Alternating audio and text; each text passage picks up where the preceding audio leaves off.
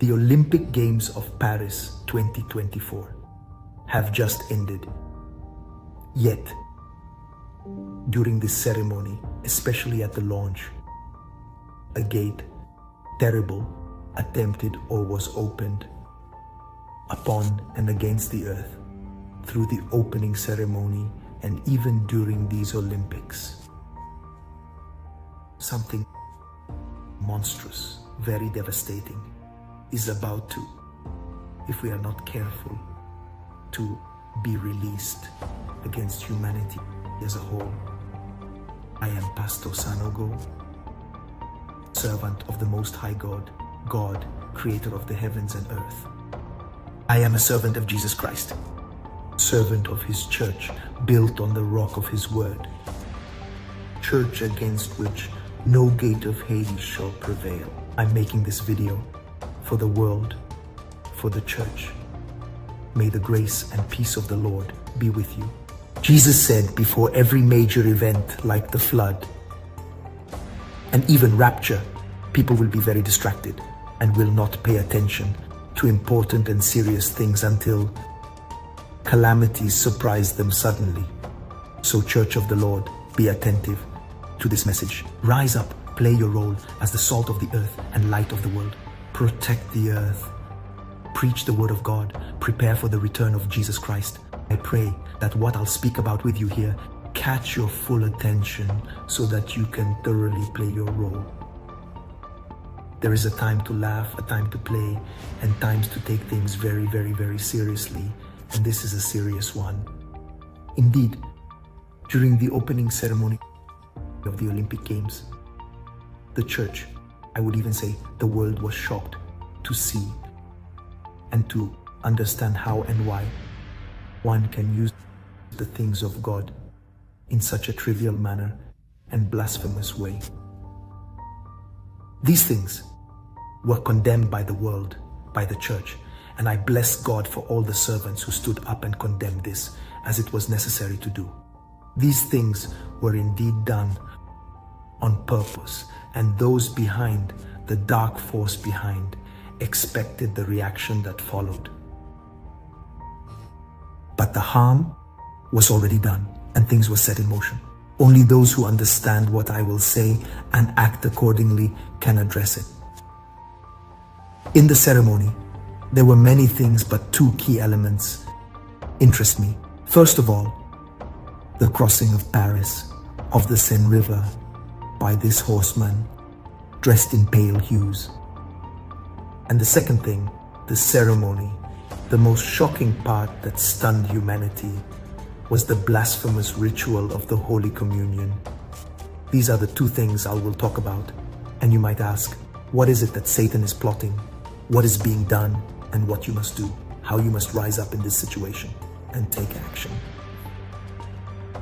Speaking of this first point, let's open our Bibles to Revelation chapter 6, starting from verse 8.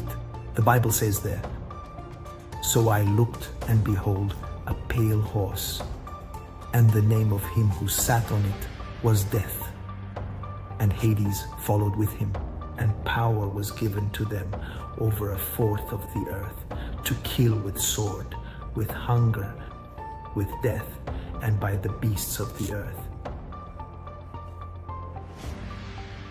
You see that the Lord announces the coming of a horse, a rider of pale color, like that the colors. The hood was therefore used by this rider with this pale and light color. This was coincidence, it was intentional.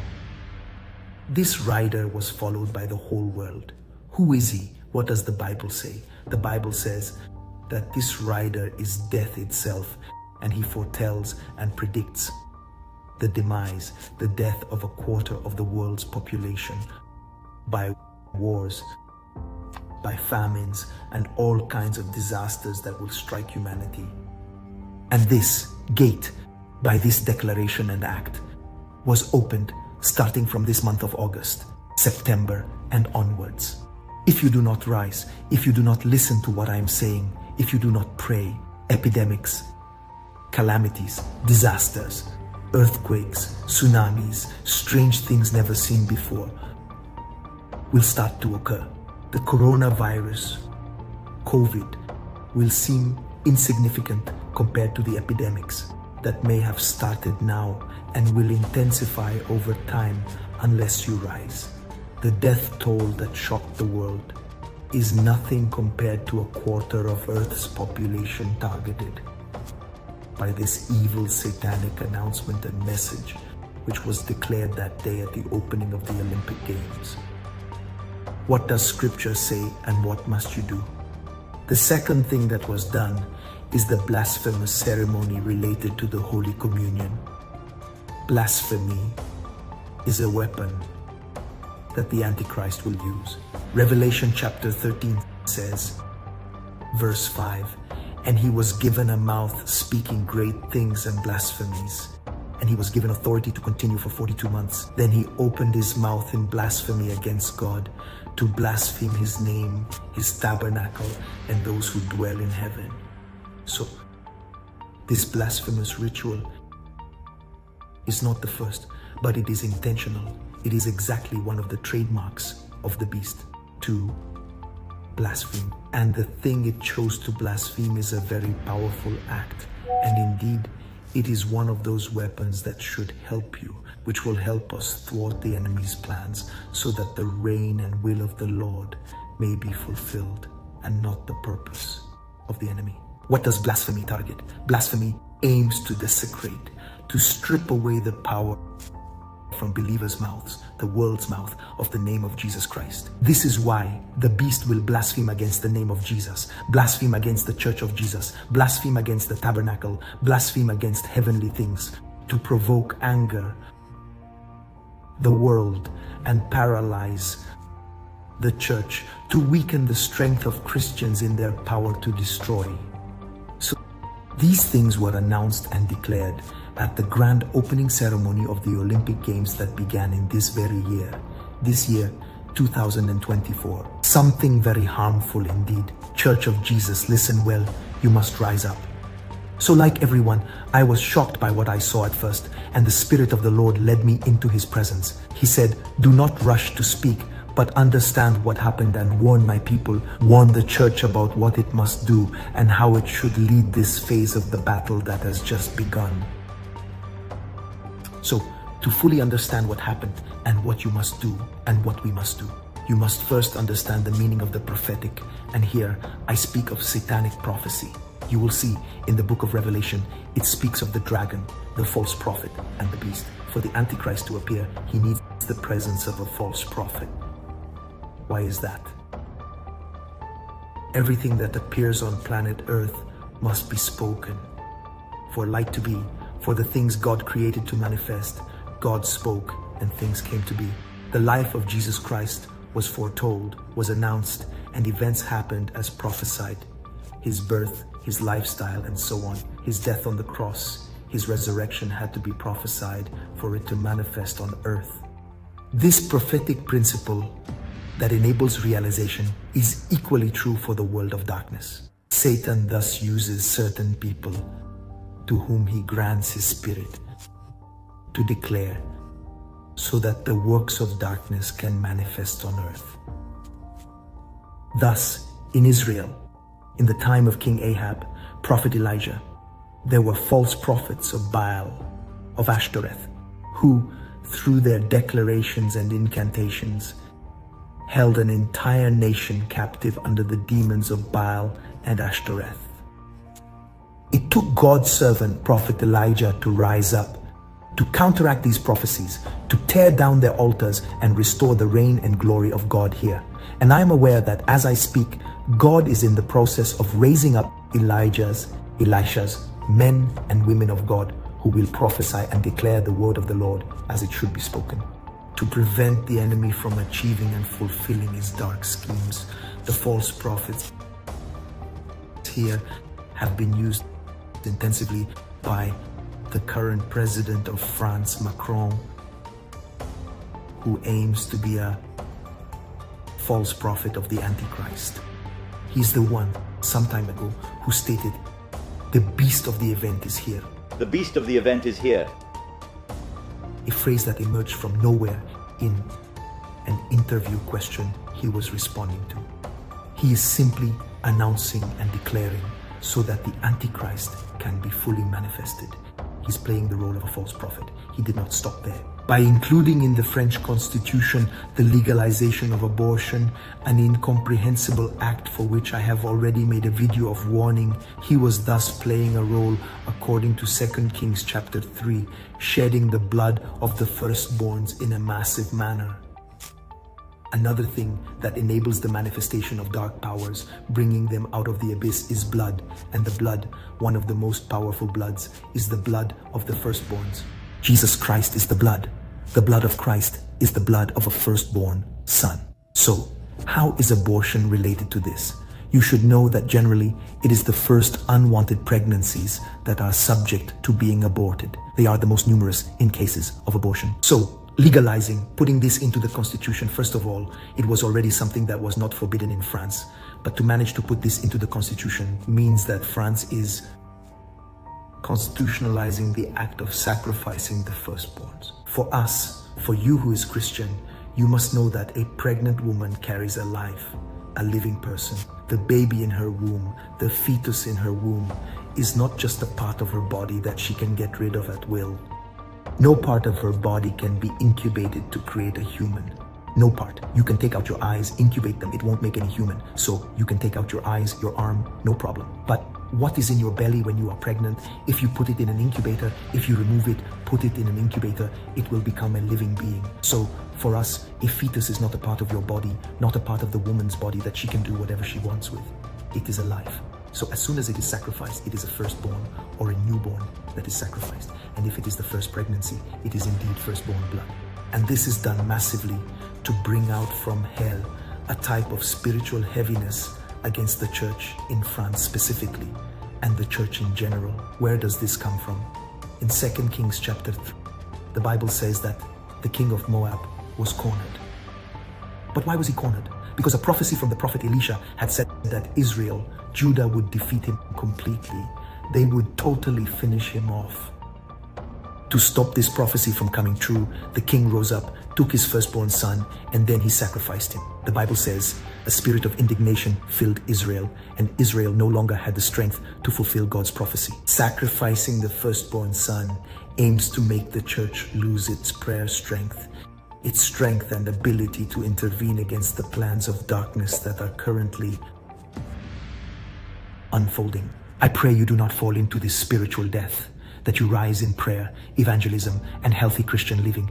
So this spilled blood aims to weaken the church, to promote the rise of sin within the church, iniquity within the church, the rise of false prophets and false teachers, and spiritual confusion. These are things being done, and he's leading it, and against which you will rise, and for which we will have victory in the powerful name of Jesus Christ of Nazareth. So here it is. What is his plan? To enable the manifestation of the beast, promote death, provoke massive mortality through all kinds of calamities with the pale horse, the horse of death and rider of death, and he sent this death upon the earth. Why must you also use the weapons, the anointing that God has given you to prevent this? The Bible declares you are the salt of the earth. The Bible declares you are the light of the world as a Christian. As salt, that's what you are. Because salt serves to slow or prevent the decay of food, not just to give flavor, but to prevent it from spoiling. You are the one with the godly grace and anointing to stop this from happening. Why? Someone might ask me, Pastor, if the Bible announced it, shouldn't it happen? Indeed, everything God has said and the coming of this rider will occur, but within God's appointed time. You must know that every time Satan comes to speak, even of a prophecy from God, it is not meant to be fulfilled. As God said it, it is meant to be corrupted, to deceive and mislead. When Satan repeats something God intended to say, it is to corrupt and prevent God's plan from coming to pass. And that's what he did. Example, he said, did God really say? When Satan came to tempt Jesus in the wilderness, he said, it is written. But as soon as Satan uses a written text, it is not for God's things to be fulfilled in their time. It is so that things do not happen exactly as planned. The world must be judged. And the church in that time must have a clear and precise stance. When the devil, through false prophets such as President Macron, announced through these ceremonies these things, something very abnormal, very corrupt must happen, but it should not be so. You must never accept to compromise with it. Things should happen according to the prophecies spoken by God through God's prophets, announced by God's prophets. In time, they must happen and not prophesied and announced by Satan's prophets. For when Satan speaks, it is not to fulfill God's plans, but to fulfill other plans. The world will be judged. Revelation chapter 6 verse 8 will come to pass. It will happen in the time that God has planned. Satan planned to kill Jesus before the appointed time. If Jesus had allowed it, he would have died and his death would have been pointless. Jesus died according to the prophecies at the appointed time, not when Satan wished. Fully. Do you get this? It's very important. So, here is a bit what they are aiming for. In the atmosphere, these spirits are now being released. By this false prophecy of death, with a quarter of the planet Earth in danger. The only thing capable of stopping this is the mighty name of Jesus Christ of Nazareth and the blood of Jesus. That is why the Holy Communion was attacked, blasphemed. Blasphemed was the Holy Communion, for the communion represents the blood of Jesus. It represents the body of Christ. Revelation tells us they overcame him by the blood of the Lamb and by the word of their testimony. They overcame by the blood of the Lamb and by the word of their testimony. So now, what must you do, people of God? Truly, the first thing is, do not be afraid. Find your peace and faith in the Lord Jesus Christ of Nazareth. The second thing is that all this is undeniable proof, once again showing that the Bible is truly the Word of God and that Jesus is at the door. Jesus is coming soon. The second thing is you must be ready for the rapture, which can happen at any moment, or which may occur during the manifestation of the Antichrist. Do not say we'll be gone before it happens. I tell you, it is possible as it can be. It is not as obvious as that. So, one thing is certain, you must be ready. You must be ready. How do you prepare for this? How will you fight and destroy this work of darkness? By not loving the world and the things in the world. Detach yourself from this world and the things in it. Do not be attached to earthly things. In this way, you become the salt of the earth and the light of the world. It is no longer the time to love these things. The second thing is the following. Stay away from sin. I tell you, you will see before you this wind that is blowing. The prophecies say, he who is holy, let him be holy still. Those who refuse to sanctify themselves, who sin, sin even more. Yes, you will see fornicators prosper. You will see false prophets in these times prosper, succeed in everything they do. Because the time of demarcation has now come. Those who will sin, those who will live in adultery, in nonsense, will succeed. They will think it from God, but it is part of the deception. You do not follow the crowd nor the world. Cling to the holy word of Jesus Christ. Live in the fear of God. Live in holiness. Turn away from lies, theft, and adultery. For the days are evil. The days are evil, and Jesus Christ is at the door. This is the second thing you must do. Set your life in order, and do not take as a model the behavior of those who will prosper in iniquity within the church, among pastors, among false people. Magic, iniquity will be seen within the church and people will prosper using the Lord's name. All this is part of the strategy of blasphemy, symbolized prophetically by this evil Holy Supper, where we see people holding the Lord's Supper, adulterers, prophets, completely in witchcraft, yet succeeding in all their plans mystically, because it is the time when sinners must still sin and those who sanctify must continue sanctifying themselves. Choose to be in the camp of those who sanctify themselves. The third thing is the proclamation of the Holy Communion. Church of Jesus, celebrate the Holy Communion. Take the Lord's Supper, lift it high, the name of Jesus and the blood of Jesus. Take it with joy. Take it celebrating the Lord, because we are not ashamed of the gospel of Christ. It is the power of God for the salvation of everyone who believes.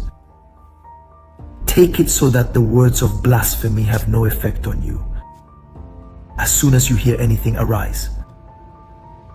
The fourth thing is the testimony, evangelization. Let us speak of Christ, proclaim the gospel, ensure that the rest of the world hears it, especially Israel. The remnant must be saved because the remnant must be brought in. Then will come the rapture, then will come the end. We have a mission to witness of Christ to the ends of the earth, then will come the end. Meanwhile, Satan is unfolding his calendar. And the very last thing I want to tell you about the testimonies and the proclamation of the word. How do you counteract these satanic utterances? By using regular prophecies such as Psalm 91, which states this: pestilence will strike, destruction will hit left and right, but you will not be harmed because you are built on the rock. So, when false satanic prophets announce evil, you declare, Isaiah 7 verse 7, no, it will not stand nor come to pass. And I declare, and I stand now to condemn with you. Everything that has been done during this opening ceremony and during the closing ceremony, I declare it in the mighty name of Jesus Christ. Every weapon formed against the nations, against the church, is null and void. And every tongue that has risen based on the scripture of Isaiah 7:7, I condemn it now. False prophets, I stop your words. I condemn what you have done. I condemn your announcement of the death of a quarter of planet Earth. I condemn this in the name of Jesus. And I declare that the gospel and the life of Christ will reach the ends of the earth. May prophets arise, men and women of God, anointed with the blood of Jesus Christ and God's anointing to proclaim the word of God to the ends of the earth. This is our heritage in Jesus' name. I say it, Isaiah 7:7, thus says the Lord, what you said will not stand nor come to pass. Everything will manifest in its time in the name of Jesus Christ. I invoke the blood of Jesus Christ on everyone and on the church of Christ. Christ's protection on you listening now. You are blessed in the name of Jesus. The favor of God is upon you in the mighty and precious name of Jesus Christ. Exhort yourselves with psalms such as Psalm 91 and many other psalms. Declare them, and let's pray without ceasing. May God bless you abundantly. This was Pastor Sanogo. May the grace and peace of the Lord be with you. Be blessed. Amen.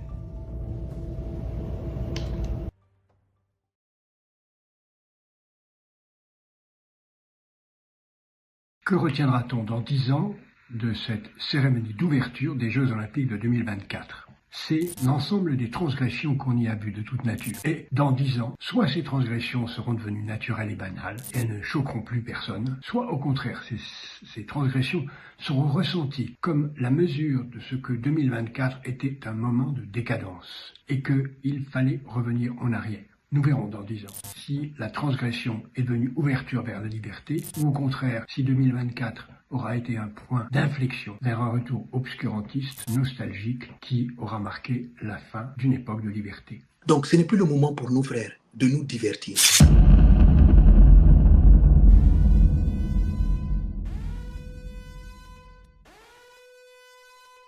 À toi, Seigneur, soit l'honneur, la gloire, la puissance au siècle des siècles. Toi qui étais, qui est et qui vient, Jésus-Christ, roi des rois, Seigneur des seigneurs, Dieu tout-puissant. Toi à qui le règne, la puissance et la gloire appartiennent. La Bible dit, pourquoi ce tumulte parmi les nations? Pourquoi les nations se liguent-elles contre le Seigneur et contre son oint? Je suis Mohamed Sanogo et je viens par cette vidéo m'adresser au corps de Christ et aussi à l'ensemble du monde par rapport à des événements importants qui se sont passés récemment concernant les Jeux Olympiques 2024. Le message s'adresse à l'Église et le message s'adresse à chacun d'entre vous. C'est la deuxième partie d'une vidéo que j'ai faite pour nous parler et nous sensibiliser. Jésus a dit dans sa parole, lorsque vous verrez ces choses arriver, que celui qui lise fasse attention, levez les yeux. Je prie que cette parole-là t'aide à lever les yeux. Alors, je disais précédemment dans la vidéo sur les événements des Jeux Olympiques 2024 que Satan avait diffusé à travers ces éléments de puissants négatifs messages sataniques contre la terre, contre ses habitants.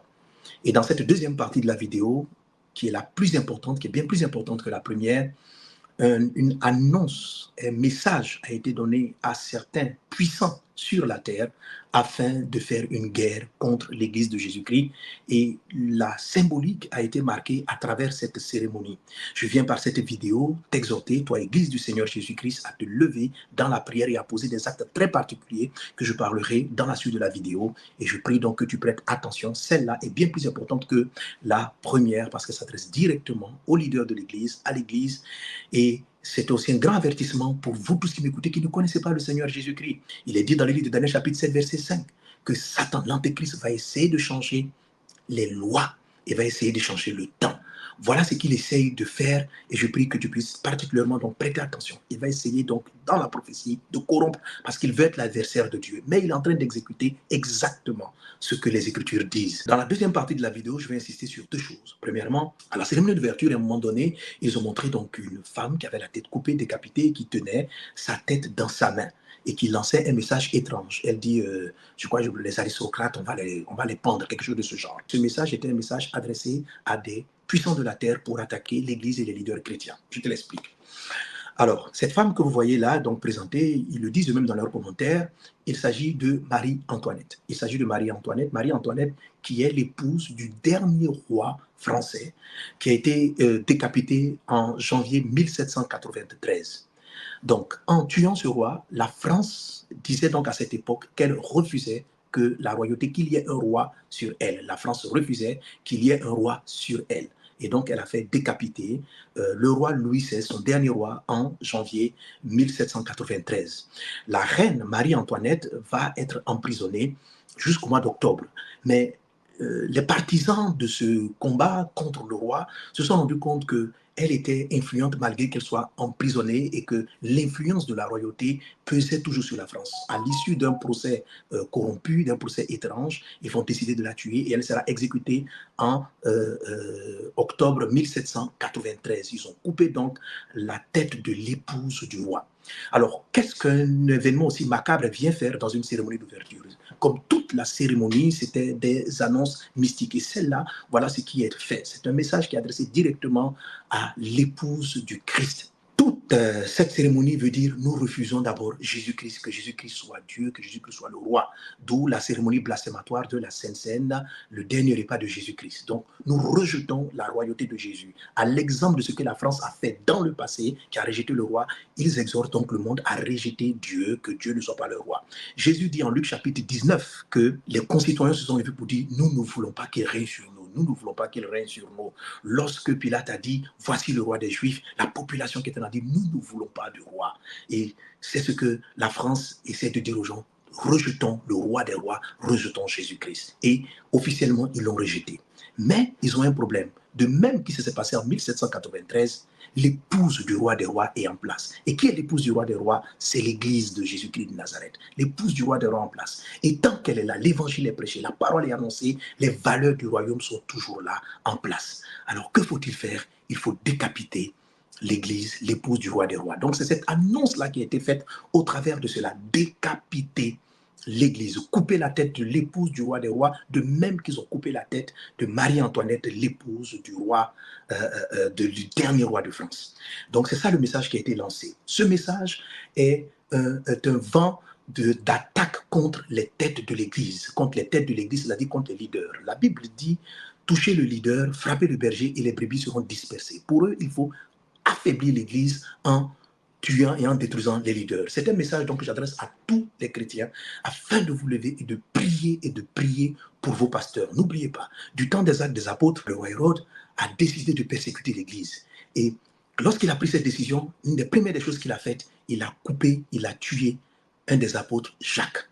Et après avoir tué Jacques, il a voulu tuer Pierre, qu'il a fait enfermer. Mais dès cet instant, l'église a compris et l'église s'est mise dans une prière sans cesse. Acte 12 dit, l'église ne cessait de prier. Et quand l'église s'est mise en prière, Pierre est sorti de la prison et l'église des apôtres n'a pas été décapitée. Les apôtres ne sont pas morts. Un seul est parti et l'évangélisation a pu continuer. Aujourd'hui, la même chose sera tentée d'être faite. Par le discrédit, par les critiques, par des mensonges. Ils vont monter des choses étranges contre les serviteurs de Dieu, les plus exemplaires, les plus modèles, les plus fidèles, pour salir leur réputation ils vont essayer d'entraîner plusieurs dans le péché. Ils vont particulièrement attaquer les épouses des pasteurs. Ils vont particulièrement attaquer les épouses des pasteurs, physiquement pour s'en prendre à leur vie. Vous savez que Jésus dit que il y aura, comment dirais-je, il y aura beaucoup de martyrs. Et les martyrs, ce sera des morts. Les femmes peuvent aller à l'hôpital et puis on va prendre leur vie pour déstabiliser les hommes de Dieu. Serviteurs et servantes de Dieu, ce message, quand la Bible dit que quand vous verrez ces choses s'accomplir, levez les yeux et priez.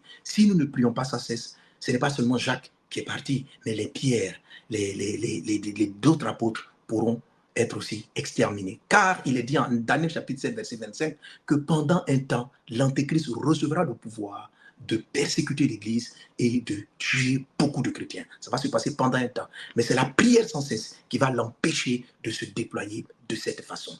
Et la prière sans cesse. Tu dois prier sans cesse. Je te donnerai des directives juste à l'issue de cette vidéo. Donc, voici le premier plan. La cérémonie de clôture aussi a été un message très fort, mais je vais te le dire pour que toi qui suis, tu comprennes ce dont parle la parole de Dieu et tu comprennes quelle est la fin de l'histoire. Alors, dans la cérémonie de la fin, on voit un être vêtu d'or, de couleur or, descendre du ciel dans un stade très sombre. Et on se demande, mais pourquoi le stade très sombre? Sur le parterre du sol, il y a les continents qui sont dessinés. Les continents sont dessinés et cet être-là un peu lumineux va atterrir dans le Moyen-Orient. Je pense que c'est Israël. Il va atterrir là-bas. Il tombe donc du ciel et que lorsqu'il va arriver, à un moment donné, donc, il y a deux cavaliers, pas deux cavaliers, un cavalier et un batelier, donc c'est lui qui poussait la barque, qui vont venir vers lui et lui remettre le drapeau grec. Donc, on voit toute la terre qui est sous lui, ils vont lui remettre le drapeau, ils vont comme se soumettre à lui, et puis des choses vont sortir et vont commencer à envahir toute la planète Terre. Par cette image, il faisait référence à des textes bibliques encore, à Ésaïe chapitre 14, qui dit ceci. Ésaïe chapitre 14, il a dit qu'il a été précipité, l'astre brillant. Il a été précipité, l'astre brillant, donc le verset 11 d'abord, il a été précipité, l'astre brillant, c'est le mot Lucifer, il a été précipité. Donc Satan ne va pas atterrir, il est chassé du ciel, quoi? Par le témoignage et par le sang de l'agneau, c'est-à-dire la Sainte Seine, ok? Donc, il est chassé du ciel, Satan, donc, et donc c'est Lucifer, l'astre brillant qui descend. Et lorsqu'il arrive sur la terre, je vous ai dit que le cheval pâle, dans la première vidéo, le cheval pâle représentait la mort, Apocalypse chapitre 6, verset 8. Et qui va amener le chaos sur la terre. Donc, l'antéchrist, ou si vous voulez, le dragon, Lucifer en descendant, va être celui qui va être venu apporter une solution à l'esprit de mort qui veut faire frapper la terre, c'est cette période-ci. Ok? Je vais voir tout à l'heure, il se donne une période de 10 ans pour exécuter tous ses desseins. Et donc, il va venir se soumettre comme l'antéchrist qui vient, le dragon qui arrive pour dire je suis la solution contre le quart de mort qui est en train de frapper la terre.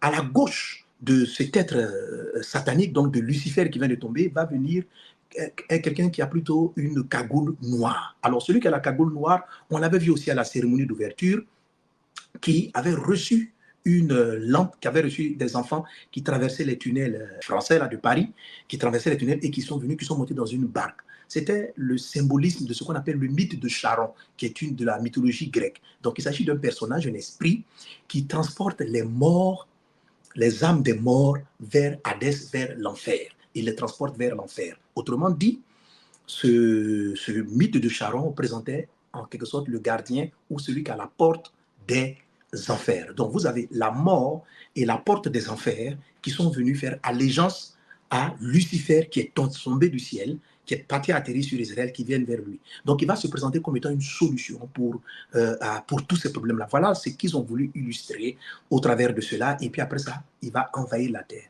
Qu'est-ce qui s'est passé donc entre la cérémonie d'ouverture et la cérémonie de fin? Ce qui est en train de dire, c'est que on ne veut pas le roi, on va décapiter l'église et la royauté, le pouvoir sera remis aux voyageurs, comme ils l'ont appelé le Golden Voyageur, aux voyageurs qui viennent de l'espace. Lorsqu'on leur demande c'est quoi cette représentation, ils disent que la Terre un jour a envoyé, je crois il y a 49 ans, un disque d'or dans le ciel dans lequel ils avaient gravé beaucoup de choses sur la Terre pour que si éventuellement il y a des extraterrestres, ils entendent ce message et qu'ils viennent sur la Terre. Autrement dit, ils vont dire que l'antéchrist ou le diable est descendu à l'appel des humains pour venir s'installer sur la terre et régner. Donc, on ne veut pas de Jésus, on va donner le pouvoir. Donc, pour faire clôturer les Jeux Olympiques, ils vont le clôturer ainsi.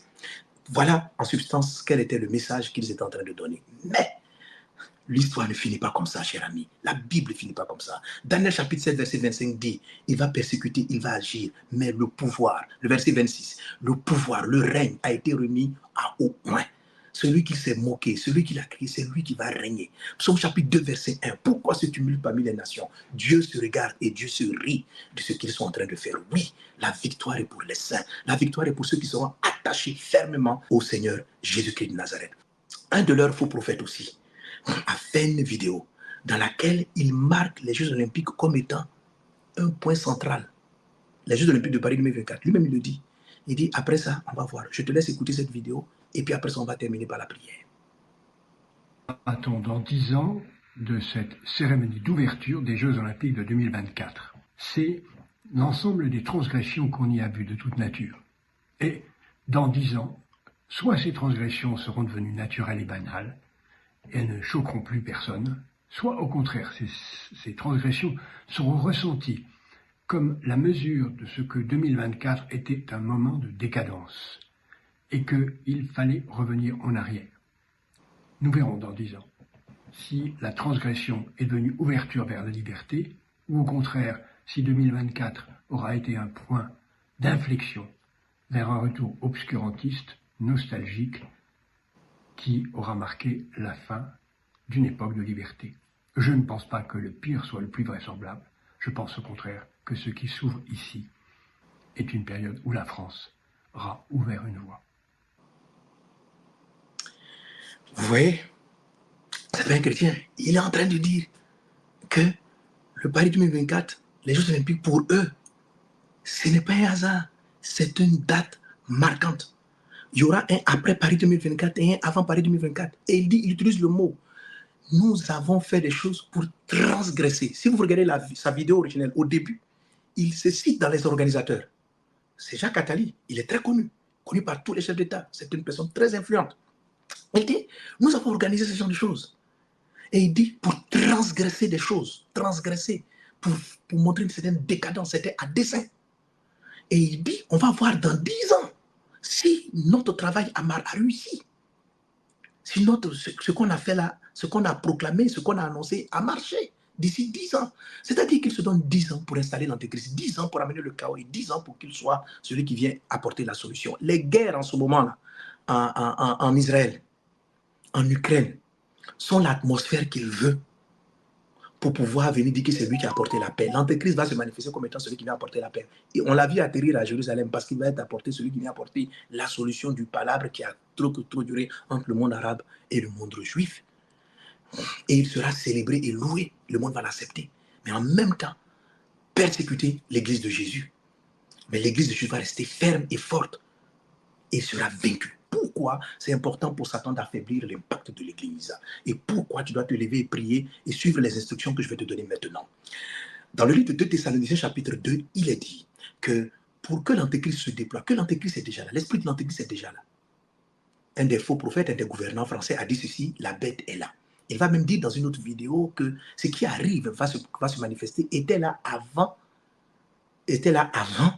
et ça sera, c'est quelque chose qui va rester pour tout le temps. Non, monsieur le gouverneur, monsieur le dirigeant, cela n'aura pas lieu. Tu as exécuté les premières parties du texte, mais vous voulez changer les textes. Ce qui va s'accomplir, c'est que Jésus revient et le règne va s'accomplir. Tout ce que l'Écriture a dit est arrivé jusqu'à présent. Là encore, le point final, c'est lui qui va le jouer. C'est Dieu le Créateur qui va le jouer, le roi des rois qui va le jouer. Convertis-toi. Nous allons prier pour ton salut, nous allons prier pour le salut des faux prophètes. Amen. Et ce qui va se produire donc, c'est qu'il faut que l'apostasie soit arrivée auparavant. C'est-à-dire Satan va essayer d'affaiblir la foi de l'Église parce que plus les chrétiens prient, moins l'antéchrist peut se manifester. C'est pour ça la tête des leaders de ce devra être attaquée pour affaiblir l'Église de Jésus-Christ. Mais Jésus, parlant de cette apostasie, a dit dans la parabole, pendant qu'il parlait de la veuve contre le juge inique, il a dit, quand je vais revenir sur la terre, trouverai-je la foi? Trouverai-je la foi sur la terre? C'est une question. Nous voulons répondre à cette génération. Papa, Seigneur Jésus, qui trouvera la foi? La lampe doit être allumée. C'est le moment où les vierges, vous êtes déjà des vierges, ceux qui se maintiennent dans la sainteté, c'est le moment où vous devez adopter la sagesse de Dieu et mettre les lampes, même mettre l'huile dans vos lampes. Pourquoi je dis qu'il vous fait mettre l'huile? Vous voyez le cavalier noir, celui qui arrive à la capuche noire, qui vient, le batelier là, le gardien des enfers. Quand la Bible annonce, c'est le troisième cavalier de Apocalypse 6, quand la Bible annonce, il est dit que quand lui va venir, il va faire en sorte que la terre soit, les produits soient chers, il y a une grosse inflation et que le monde sera asphyxié par l'inflation, les choses seront trop chères. Mais la Bible dit, quant à l'huile et au vin, ne le touche pas. C'est-à-dire, malgré tout le chaos, il y a deux choses qui ne seront pas atteintes. L'huile, qui représente l'onction du Saint-Esprit, le vin, la plénitude du Saint-Esprit ne seront pas touchés. Alors vous tous, pendant ce temps de jeûne et de prière que je vais lancer tout à l'heure, nous devons rechercher l'onction, nous devons rechercher la plénitude. Donc c'est l'huile dans le vase des vierges qui va faire qu'elles seront sages et qu'elles pourront accueillir le Seigneur Jésus-Christ. La Bible dit quand ces choses arriveront, que l'Église lève les yeux, que l'Église soit prête. Peuple de Dieu, levez-vous, soyez prêts. Vous qui ne croyez pas encore au Seigneur Jésus, tournez-vous vers Jésus maintenant, croyez en lui, c'est le moment. Alors, la foi doit être trouvée. Et comment on trouve cette foi-là? Parlant de l'histoire de cette veuve, justement, Jésus dit, il a donné cette parabole pour que l'Église sache prier sans cesse. L'Église prie sans cesse. Donc, plus nous allons prier, plus la foi sera maintenue. L'Antéchrist fera ce qu'il a à faire, mais il trouvera une Église forte, une Église debout. La Bible dit, ceux qui connaîtront leur Dieu agiront avec fermeté. En Daniel 11, ceux qui connaîtront leur Dieu agiront avec fermeté. Ce temps de jeûne et de prière va nous permettre de mieux connaître notre Seigneur et Sauveur Jésus-Christ afin d'agir avec fermeté. Donc voilà l'esprit général dans lequel je fais maintenant cette dernière partie de la vidéo. Ok. La dernière partie de la vidéo vient pour accompagner le travail du premier cavalier aussi. Donc le cavalier pâle, qui est la mort, a été précédé par un cavalier. Apocalypse chapitre 6, versets 1 et 2 nous parle d'un cavalier blanc. C'est ce même cavalier blanc qui apparaît en Apocalypse chapitre 19, verset 11. La Bible dit qu'il s'appelle la parole de Dieu. Il est suivi par les armées célestes. C'est un cavalier, et tous sont des cavaliers, les 4 cavaliers. Mais le premier cavalier, c'est Jésus-Christ, c'est la parole de Christ, qui va parcourir la terre tout entière. C'est-à-dire, et il est dit, la terre entière va être parcourue par l'évangélisation. Donc le premier cavalier est celui-là qui amène la victoire en Apocalypse chapitre 19 à partir du verset 11. Il amène cette victoire, le cheval blanc, qui s'appelle fidèle et véritable. C'est-à-dire que ceux qui seront dans le cavalier blanc doivent être des gens fidèles, loyaux, stables, et puis marcher dans le vrai et la parole de Dieu pour répandre la bonne nouvelle à travers le monde entier. Toutes ces symboliques spirituelles viennent nous donner l'attitude que l'Église doit avoir dans ces temps de la fin. Alors voilà ce que nous allons faire. Amen. J'ai reçu du Seigneur en priant ce que nous devons faire. C'est-à-dire, quand tu entends le message, c'est que tu dois prendre un temps à peu près de 40 jours de jeûne. Quand tu entends ce message, voilà. Moi, au niveau de l'église que je dirige et les pasteurs qui sont mes amis, qui croient dans ce message et les serviteurs qui sont dans ce message, je vous en supplie, prenez ce temps de 40 jours de jeûne au moment où vous recevrez ce message. Certains commenceront dès maintenant, d'autres le commenceront un peu plus tard. J'ai eu l'occasion de partager cela avec pasteur Yvan Kassalou, mon frère, pasteur Marcelo Tounassi et plusieurs autres serviteurs de Dieu qui ont dit, pasteur, cette parole est du Seigneur. Je sais qu'elle est du Seigneur, mais il fallait quand même partager cela parce qu'il y a une mobilisation qu'il faut faire. Nous allons prier. Je vais me lever, je vais prier. Toi aussi, lève-toi et prie. Prends ce temps de 40 jours de jeûne. Ça sera assez particulier. Les sujets de prière seront donnés en annexe. Mais quand tu vas le commencer, il faut prier de manière particulière. Ce jeûne se fera entre 4 heures du matin et 15 heures de l'après-midi. 4 heures du matin et 15 heures de l'après-midi. En fait, tu pourras l'arrêter dans la journée entre 15 heures et 18 heures. Et il faut arrêter le jeûne à partir de 15 heures avec la Sainte Seine où tu vas proclamer Jésus. C'est la raison pour laquelle retrouvez-vous pour partager cette Sainte Seine entre 15 heures et 18 heures. Alors, 4 heures du matin, pourquoi? Parce que c'est le temps de combat pour renverser les autels sataniques et les incantations et les voix des autels qui crient contre pour envoyer dans les nations la perversion. Vous avez vu la Sainte Seine blasphémée avec un lutin en bleu là-dessus, la Sainte Seine blasphémée. L'objectif, c'est d'envoyer la perversion dans ce qui est saint. Car il est dit, quand vous verrez l'abomination établie en lieu saint, que celui qui dit fasse attention. C'est quoi l'abomination établie en lieu saint? Un des signes, Sainte Seine, une des choses les plus sacrées dans l'évangile. C'est abominable ce qui s'est fait. Donc, dans l'atmosphère de cet été, il y a l'abomination. Il faut faire attention. Et Jésus a dit de faire attention. Donc, ne prenez pas ce message comme pour dire, bon, on a toujours vu Satan. Non, ce n'est pas banal. C'est important de vous lever et de prier et d'évangéliser toute la terre. Alors, donc, un esprit d'impudicité a été lancé pour toucher les pasteurs, les serviteurs de Dieu et puis les attaquer. Ça fait partie du plan, y compris la persécution. Donc, pendant ces 40 jours de jeûne, il faut arrêter avec la Sainte Seine et proclamer le nom du Seigneur. Se lever à 4 heures du matin et prier jusqu'au lever du jour pour renverser les autels sataniques, dégommer tout ce qu'ils ont annoncé comme prophétie satanique, les dégommer et demander à Dieu pardon pour toutes les familles de la terre qui ont été exposées à cet esprit démoniaque. Pendant ce temps, on va demander même pardon aussi pour nos propres péchés. Ok, parce qu'on n'a pas été suffisamment vigilants, que Dieu nous récupère, que Dieu nous fortifie, afin que nous puissions pleinement jouer notre rôle. Amen. Ça fera partie des 7 grands points de prière qui seront en annexe, que vous allez voir dans le détail. Là, je cite un peu les sujets pêle-mêle, mais vous les aurez dans le détail. OK? Alors, donc, ça, c'est la fin du jeûne. Donc, 4 heures du matin, c'est pour prier, pour dégommer les autels sataniques. Après la prière de 4 heures du matin, vous avez donc la prière de 15 heures. Pourquoi 15 heures? Parce que c'est ce qu'on appelle dans la Bible l'offrande du soir, l'heure de l'offrande du soir, de 15 heures à 18 heures, ou encore la 9e heure. La 9e heure est très stratégique dans les visitations de la présence de Dieu. Pourquoi? Je n'ai pas le temps de l'expliquer, mais c'est un constat biblique. On constate que à la 9e heure, Abraham est visité pour faire une alliance particulière avec Dieu, ou ce qu'on appelle à l'heure de l'offrande du soir, ok, l'un ou l'autre. À cette heure de l'offrande du soir, c'est à ce moment précis-là que Dieu envoie la réponse à Élie, pardon, où le feu descend, le feu est revenu, donc à l'heure de l'offrande du soir, à la 9e heure, et a vaincu les prophètes de Baal qui avaient fait leur incantation. Donc c'est à ce moment-là que la réponse de Dieu, il est resté dans l'attente jusqu'à ce moment où il a crié à Dieu, et la réponse est venue à ce moment précis. Donc nous prions à Dieu jusqu'à la 9e heure et voir la puissance de Dieu. Jésus-Christ aussi, à la 9e heure, à l'heure de l'offrande du soir, est resté dans le calme jusqu'à ce moment. Il a crié, le voile du temple s'est déchiré de haut en bas, à cette l'heure de l'offrande du soir, à la 9e heure. La 9e heure est le moment aussi où l'ange vient visiter Daniel. Les 13 sont visités donc à l'heure de l'offrande du soir.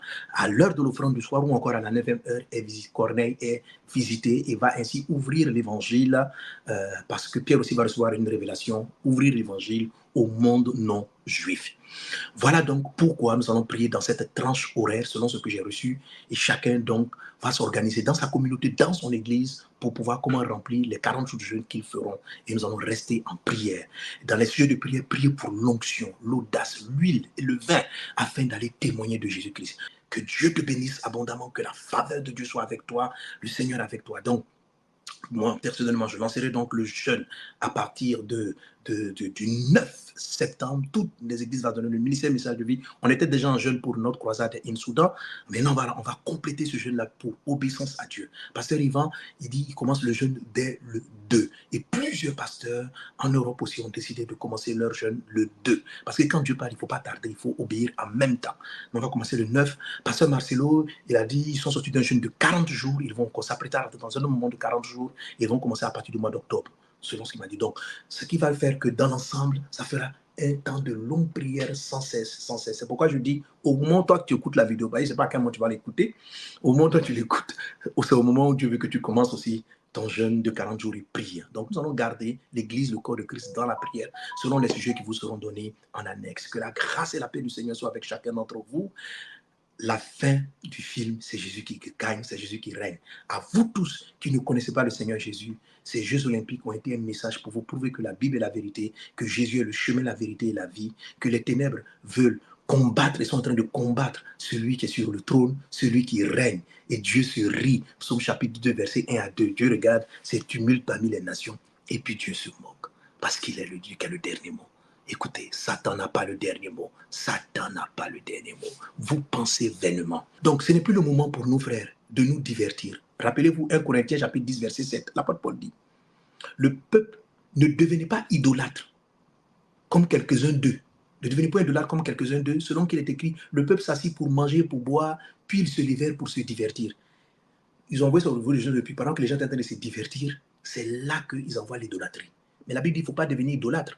Les gens ici n'ont pas forcément procédé devant le veau d'or. Ils se sont levés pour divertir avec les scores olympiques, etc. Oui, il y a eu des exploits, le monde est comme ça. Non, il ne faut pas vous distraire. Vous ne tombez pas dans cette idolâtrie.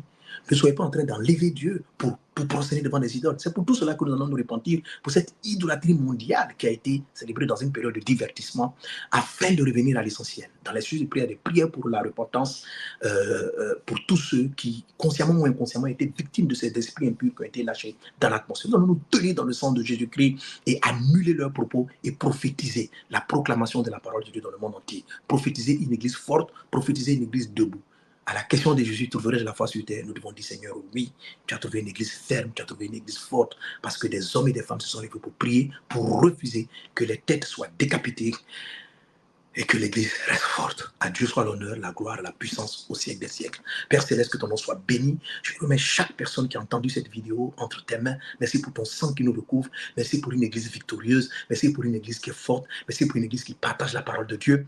Merci pour des chrétiens qui restent saints et véritables, qui restent fidèles, loyaux, attachés à la parole de Christ, prêchant la bonne nouvelle à travers le monde entier. Merci pour ce réveil de prière qui prend place à l'issue de cette vidéo. Qu'il en soit ainsi, au nom puissant de Jésus-Christ.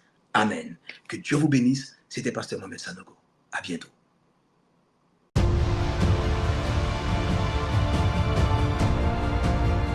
Bonjour à tous, bonjour au corps de Christ. Je fais cet audio pour vous appeler à la prière. De quoi s'agit-il? De la même manière que l'année du Covid a été une année charnière dans l'agenda satanique d'établir le gouvernement mondial et de préparer le règne de l'Antéchrist, vous devez discerner, et beaucoup l'ont dit, le pasteur Mohamed l'a dit, je l'ai dit, la cérémonie des Jeux olympiques a également été un moment charnière. Autant pendant le Covid, les ténèbres ont répandu des esprits de peur et de contrôle sur toute la planète, autant la cérémonie des Jeux olympiques a permis au royaume des ténèbres de répandre une horde d'esprits méchants, et dont la particularité est d'abord le rejet total de Christ. Cette cérémonie des Jeux olympiques à Paris a permis d'introduire un culte satanique au milieu d'une cérémonie sportive. Si vous êtes lucide, alors vous l'avez compris. Et nous avons eu une réunion il y a quelques jours avec le pasteur Mohamed Sanogo et le pasteur Marcelo Tonassi. Et le pasteur Mohamed nous a partagé ce qu'il a reçu du Saint-Esprit et que nous croyons être de l'Esprit. L'explication dans un pays comme la France où la peine de mort a été abolie. Pourquoi avoir introduit cette scène de Marie-Antoinette, la femme du dernier roi de France, décapitée? La parodie de Jésus, la parodie de la Sainte Seine, c'est un message. On ne veut pas que Christ règne sur la terre. Ils sont en train de préparer le chemin pour l'avènement de l'Antéchrist, sa manifestation. Mais la tête coupée, le pasteur Mohamed, avant de faire la vidéo publique, il nous a expliqué que le Seigneur lui a montré que la tête de Marie-Antoinette coupée, ils ont décapité le roi. Ça, c'était en 1793, je pense, à vérifier. Mais ils l'ont décapité en mois de janvier. Et au mois d'octobre, ils ont décapité l'épouse du roi. Et le pasteur Mohamed nous a dit que la décapitation de l'épouse du roi, cette scène-là, c'était la décapitation de l'épouse de Christ qui était préparée et qui était intronisée, organisée, qui était proclamée, prophétisée, annoncée. Ça signifie qu'après les Jeux olympiques, il y a un agenda mystique sur la France, mais aussi sur le reste du monde. C'est la décapitation de l'épouse, décapiter l'Église. Et cette décapitation se prépare en deux phases. Premièrement, décapiter, c'est-à-dire arracher les têtes de l'Église. Les têtes, c'est deux choses. Premièrement, ce sont ceux qui sont le plus en vue, les pasteurs des grandes églises. Il y a un agenda satanique qui va s'amplifier dans les prochaines semaines, dans les prochains mois, où les têtes, les locomotives, ceux qui sont devant, les plus exposés, les méga-churches seront la cible de toute tentative de scandale, seront la cible de calomnie, de diffamation. Mais ils peuvent être également la cible de réelles chutes si nous ne prions pas et nous n'intercédons pas pour les têtes. La Bible dit dans 1 Chronique chapitre 21 au verset 1, Satan se leva contre Israël et il excita David à faire le recensement. Si on ne prend point garde, si on n'élève pas les mains en prière, si on ne lève pas la voix, si on ne lève pas un autel de prière et d'intercession, on a plusieurs pasteurs, il y aura des calomnies, mais on a plusieurs qui risquent d'être poussés à la faute, qui risquent d'être oppressés. Satan se leva contre Israël et il poussa David, il a excité David. Ça veut dire que David à ce moment-là était faible, il n'a pas veillé, et puis il a commis une faute, il a fait le recensement, et ça a été un sujet de disgrâce pour toute la nation d'Israël. Le diable s'est levé depuis la cérémonie des Jeux Olympiques. Ils ont décidé de répandre sur la planète un esprit ouvertement antichrist, le rejet de Christ, mais pas que lui. Également, la guerre a décapité l'église de Jésus-Christ, l'épouse. Donc, ils veulent viser les têtes, ceux qui sont les plus exposés, les plus représentés, mais ce n'est pas tout. Ils ont décidé également d'égorger tout ce qui est tête, c'est-à-dire tout pasteur. Et le but, c'est quoi? La Bible dit, je frapperai la tête et les brebis seront dispersées. Le but, c'est de détruire l'église. Le but, c'est d'ébranler la foi des gens. Si les têtes sont visées, c'est fini, le corps est dispersé. Et ils vont casser la dynamique. Mais ça n'arrivera pas. Parce que par la grâce de Dieu, Dieu avertit toujours. Et nous, on a des dizaines d'intercesseurs, de personnes à qui Dieu ouvre les yeux, qui voient tous la même scène. Des scandales, des persécutions contre les têtes. Je répète, les têtes, c'est d'abord ceux qui sont le plus exposés. Et ensuite, c'est tous ceux qui sont élevés en autorité. Voilà pourquoi notre riposte, ce n'est pas commenter les réseaux sociaux. Notre riposte, ce n'est pas attendre. Notre attitude, ce n'est pas attendre. Ce n'est pas commenter, ce n'est pas se lamenter dans les réseaux sociaux. Non, notre riposte à nous, c'est la prière. Voilà pourquoi j'appelle toutes les églises à s'unir et à élever un autel de prière. Parce que évangéliser, si on ne fait rien, évangéliser sera beaucoup plus compliqué. Parce que les familles de la terre, toutes les personnes qui étaient connectées avec cette cérémonie, et qui se sont réjouis, la cérémonie est belle sans le savoir. Ils ont été mordus. Ils ont été mordus. Dans les mois, les années à venir, vous allez voir une multiplication non seulement d'oppression, de troubles de comportement, mais également de rejet de Christ. Parce qu'il y a des hordes d'esprits méchants qui ont été relâchés pour cultiver, nourrir le rejet de Christ. Donc notre évangélisation sera beaucoup plus difficile, sauf si nous engageons l'âme de la prière, sauf si nous engageons une riposte par le sang de Jésus, sauf si nous élevons un autel de prière et d'intercession pour dire, pour annuler ce qui a été fait et pour proclamer au Seigneur Jésus qu'il est bienvenu sur la terre et qu'il n'est pas rejeté. C'est pourquoi, avec les pasteurs Marcelo, avec le pasteur Mohamed Sanogo, nous avons, sur la base des révélations que le pasteur Mohamed a reçues, et que nous croyons venir de Dieu, nous avons décidé de faire ce qu'on n'a jamais fait, nous, Impact Centre Chrétien. Alors nous avons décidé de lancer cette dynamique. Les églises Impact Centre Chrétien montent, Vase d'honneur monte, et plusieurs autres églises en France, en Europe, en Afrique, dans la Caraïbe, en Amérique du Nord. Nous avons décidé de commencer le lundi 9 septembre et nous finirons le vendredi 18 octobre. J'appelle vraiment tous les pasteurs, toutes les autorités ecclésiastiques, évangéliques à ne pas banaliser ce qui se prépare contre les églises. Si nous ne levons pas un autel de prière, ça va être compliqué. Ce jeûne n'est pas obligatoire. Si vous avez des problèmes de santé, ne le faites surtout pas. Ce jeûne commencera avant l'aurore. Pas après minuit, mais avant l'aurore, vous pourrez manger. Et vous pourrez le clôturer à la 9e heure, à partir de la 9e heure du jour, c'est-à-dire à partir de 15 heures. Entre 15 et 18 heures, vous pourrez manger. Et nous allons être en prière pendant 40 jours, tous les jours. Et nous allons clôturer le jeûne dans les maisons et dans le temple. J'exhorte chacun, ceux qui ne peuvent pas se rendre dans l'église, à se rendre dans des groupes de maisons afin de prier ensemble et afin de dresser la table, le repas du Seigneur chaque jour pendant ces 40 jours. Chaque jour, nous devons dresser la table du Seigneur.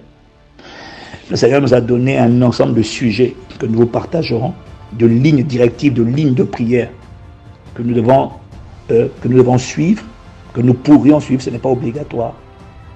Mais nous devons clôturer par la Sainte Seine. Et la Sainte Seine ne se prend pas tout seul à la maison. La Sainte Seine se prend en famille. Voilà pourquoi nous encourageons vivement vraiment la dynamique des églises de maison, des groupes de maison pour prier ensemble et pour clôturer ensemble. Ne restez pas seul dans votre coin. Et ce qui va se passer après ces 40 jours, ça va être terrible. Parce que le Seigneur, notre bannière, le Seigneur, notre étendard, va lever son étendard. Le sang de Jésus va parler. Il va y avoir une riposte spirituelle contre tout ce qui a été planifié pour frustrer les desseins du Seigneur. Oui, vous allez me dire, oui, c'est normal, c'est prévisible, l'Antéchrist va venir, c'est prévu, oui. Mais avant la venue de l'Antéchrist, le but, c'est pas que les églises soient égorgées. Le but, c'est qu'il y ait une moisson d'âmes surnaturelles. Il y ait une moisson d'âmes abondante. Cette moisson d'âmes abondante va venir lorsque nous allons élever l'autel de l'intercession stratégique par le Saint-Esprit. Les ténèbres ne gagneront pas. Non. Nous allons nous lever en prière. Et je lance cet appel à quiconque est sensible à la voix de l'Esprit. J'ai compassion pour ceux qui vont banaliser cet appel. Parce que ça va être terrible. L'enfer s'est déchaîné. Satan s'est levé. Il va exciter des gens à la faute. Alors, chrétiens, mobilisez-vous pour vos pasteurs. C'est votre intérêt de faire en sorte que les bras de vos Moïse soient levés afin que les Josué triomphent dans la vallée. C'est votre intérêt. Si les têtes sont atteintes, le corps, les brebis seront certainement dispersés. Mais je répète, par la grâce de Dieu, ça n'arrivera pas. Parce que c'est l'intérêt de chacun de se lever. Donc voilà, nous allons commencer 40 jours. Vous pourrez manger avant, pour ceux qui le feront, avant l'aurore, et vous pourrez manger à partir de 15 heures, c'est la 9e heure. Pasteur Mohamed en a donné une révélation qu'il va expliquer lui-même dans une vidéo. La 9e heure, c'est à partir de 15 heures jusqu'à 18 heures, vous pourrez manger, mais on priera le soir, on clôturera ensemble le soir. Ça va être, pour nous en tout cas, Impact Centre Chrétien, c'est la première. C'est une première. On était habitué aux 21 jours. 2 fois, là on va engager un 40 jours. Waouh! En tout cas, on a hâte. On ne se laissera pas faire. Il n'y a pas plus belle époque pour être sur terre que maintenant. Si Dieu t'a voulu, m'a voulu sur la terre, dans cette saison-là, ce n'est pas pour subir. C'est parce que Dieu a mis en nous les ingrédients de la combativité. Dieu a mis en nous les ingrédients de l'audace. Dieu a mis en nous les ingrédients de la foi. On ne se laissera pas malmener. Non, les amis, nous allons engager la force, le mystère, le secret, la clé de l'intercession stratégique par le Saint-Esprit. Merci Seigneur de ce que tu vas convaincre ton peuple, tu vas mobiliser une armée. Et merci de ce que les ténèbres ne régneront pas, ni sur la France, ni sur la francophonie, ni sur les extrémités de la terre. Mais toutes les plantations, les semences sataniques qui ont été plantées, les hordes de démons qui ont été relâchés, merci de ce que leur mission échouera. Parce que tu suscites une église qui se lève, qui se tient à la brèche, qui reprend son rôle de sentinelle, et qui va intercéder. Donc la liste, la direction des sujets de prière vous sera communiquée dans vos différentes églises. Moi, je les ai déjà partagés à quelques pasteurs. Et voilà, chacun va commencer à son rythme. Je répète que ce jeûne n'est pas obligatoire, mais ces 40 jours-là, mon frère, ma soeur, si tu n'as pas de problème de santé, rejoins l'armée des intercesseurs. Nous serons des dizaines de milliers à nous mobiliser partout dans le monde. Voilà ce que je voulais vous dire. Merci pour votre attention. On est ensemble, on est excités d'être vivants sur terre à cette époque, dans cette saison si particulière. Je répète, ne crains rien, il ne t'arrivera rien, parce que la réponse, notre réponse, ça sera la prière. Nous allons élever la bannière de Jésus, nous allons faire parler le sang de Jésus. Oui, nous allons invoquer Dieu pour que le sang de Jésus parle dans l'atmosphère. Et vous allez voir ce qui va se passer. Après ces 40 jours, il va y avoir une armée d'évangélistes gagnants d'âmes qui vont se répandre dans toutes les rues de nos pays, de nos villes. Ça va être glorieux.